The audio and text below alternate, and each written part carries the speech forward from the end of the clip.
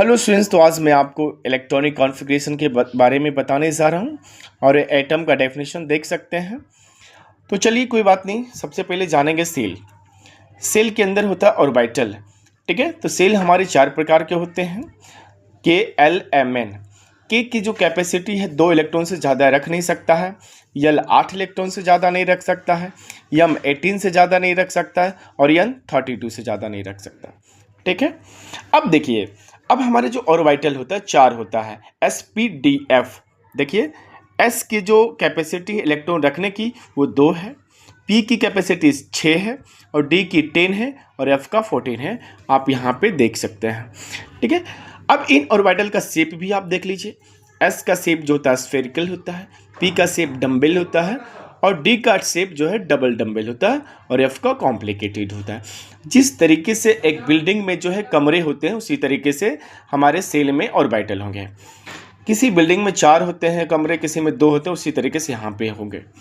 अब देखिए, के में हमारे पास 2 इलेक्ट्रॉन हैं, तो इसमें तो एक ही होगा ना, एस ऑर्बिटल होगा। चलिए, एल में जो है 8 इलेक्ट्रॉन हैं, तो इसमें 2 आएगा, एस और पी, ठीक है।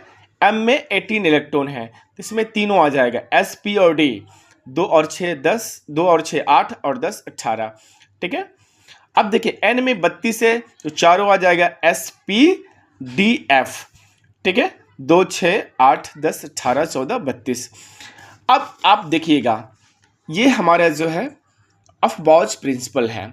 ये क्या है? ये बताता है कि सबसे पहले किस ऑर्बिटल में इलेक्ट्रॉन जाएगा, ठीक है। अब यहाँ पे देखिए, सेल है, ये कौन सा सेल है? पहला सेल है, दूसरा सेल है, तीसरा सेल है, चौथा सेल है। उसी तरीके से ये भी बताता है कि इलेक्ट्रॉन जो है पहले किस में जाएगा? पहला सेल में जाएगा और एस ऑर्बिटल में जाएगा। उसके बाद दूसरा सेल में जाएगा, एस ऑर्बिटल में जाएगा। उसके बाद दूसरे सेल के पी ऑर्बिटल में जाएगा। उसके बाद 3s ऑर्बिटल में जाएगा, तीसरे सेल के एस ऑर्बिटल में। उसके बाद तीसरे सेल के पी ऑर्बिटल में। उसके बाद चौथे सेल के एस ऑर्बिटल में। उसके बाद जाएगा तीसरे सेल के डी ऑर्बिटल में। इसी तरीके से हमारा चलता रहता है, ठीक है। चलिए, अब हमारा जैसे सोडियम है, the atomic number of sodium is 11। अब देखिए, यहाँ पे के एल एम एन लिख दीजिए, ठीक है। 11 है, तो सबसे पहले के में कितना जाएगा? 2 की ही कैपेसिटी है। एल की कैपेसिटी कितना है? 8 है, 2 8 हो गया 10, ठीक है।